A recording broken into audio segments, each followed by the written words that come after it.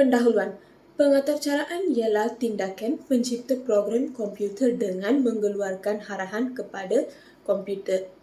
Program ini ialah set arahan berkod yang membolehkan komputer memproses data.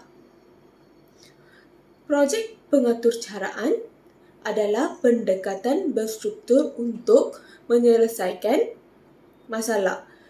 Mereka melibatkan beberapa langkah seperti memahami situasi, reka bentuk program, mengkodnya, mengujinya dan mendokumentasikannya.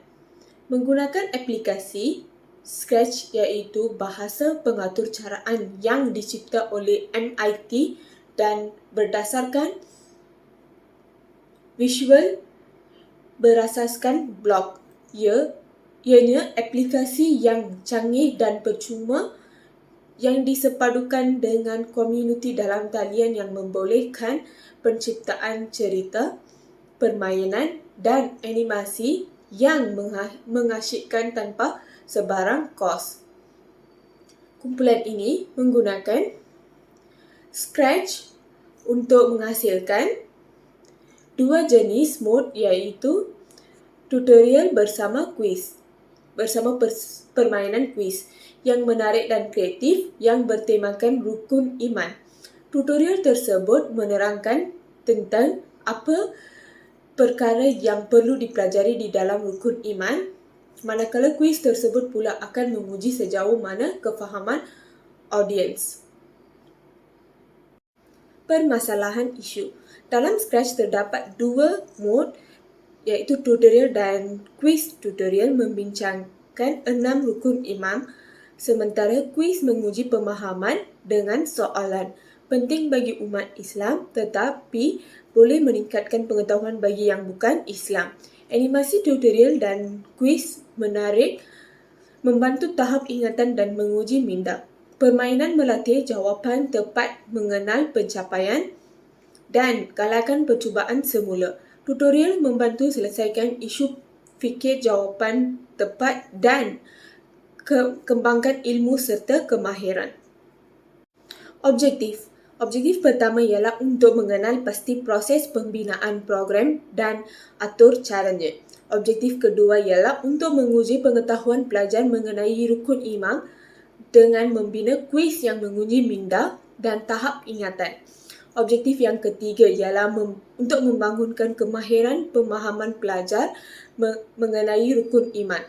Objektif keempat ialah memberi peluang kepada pelajar untuk menguji diri dan melihat prestasi dengan menjawab soalan melalui aplikasi Scratch.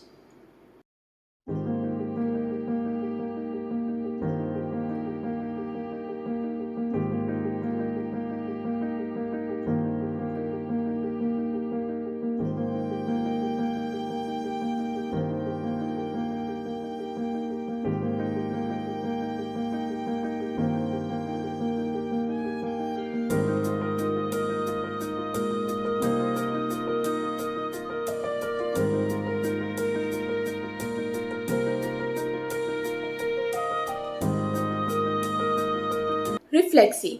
Menggunakan aplikasi Scratch dalam pembangunan program dapat meningkatkan output inovatif pasukan kami yang membawa kepada projek yang menawan hati dan menarik minat orang lain.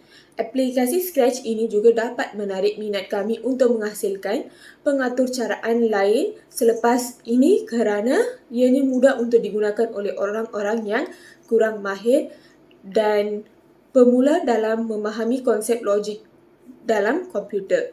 Sebagai kolektif, kami dapat meningkatkan proses pemikiran untuk menyelesaikan masalah yang berlaku ketika menghasilkan pengaturcaraan ini serta dapat bereksperimen secara interaktif. Walaupun pada mulanya kami kurang mengenali sesama sendiri, tetapi kami belajar untuk bekerja sama menghasilkan program ini. Pengalaman ini dapat memperdalamkan pemahaman kami tentang konsep asas pengaturcaraan sambil memupuk keinginan untuk meneruskan pembelajaran lebih lanjut dan memperhalus kebolehan sedia ada. Melalui pelaksanaan program kuis bertema buah-buahan kami, ia boleh berfungsi sebagai alat pendidikan yang berkesan untuk menyampaikan pengetahuan tentang pelbagai jenis buah-buahan kepada penggunaannya.